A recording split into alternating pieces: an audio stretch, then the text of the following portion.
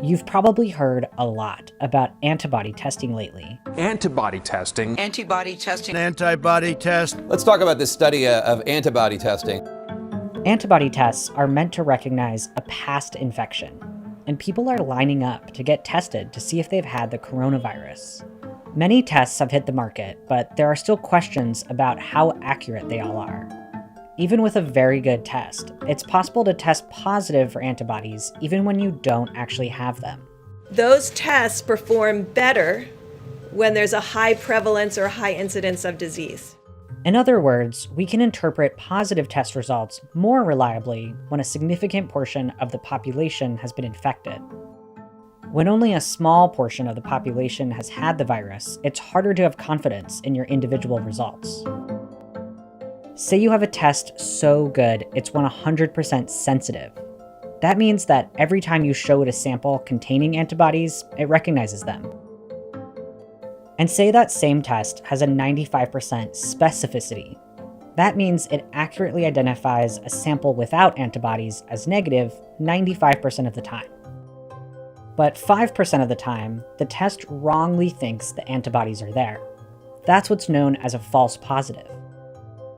Now, let's say 4% of a city's population has actually had COVID and recovered. That's a reasonable estimate for many parts of the country, outside of hotspots.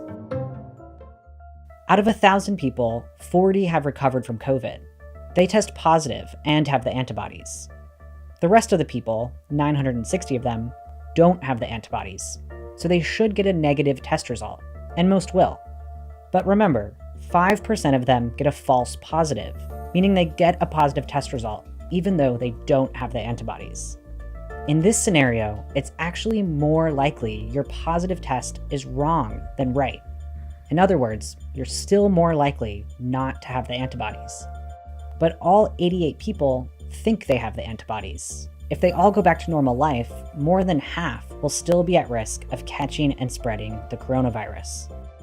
Now, let's imagine a group of 1,000 healthcare workers who come in contact with COVID patients every day and have a higher rate of infection.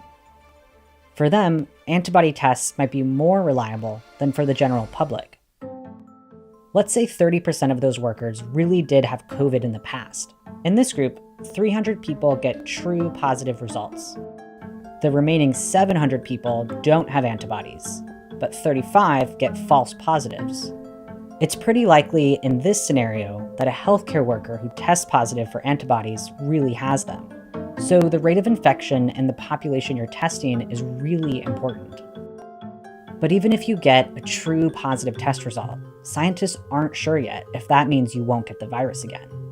I mean, we're assuming that if you're infected and you have antibody, you're protected. And I think that's a reasonable assumption based on our experience with other viruses. The World Health Organization isn't so sure. Right now, we have no evidence that the use of a serologic test can show that an individual is immune or is protected from reinfection. So even if you get a positive antibody test, it doesn't mean you should stop social distancing.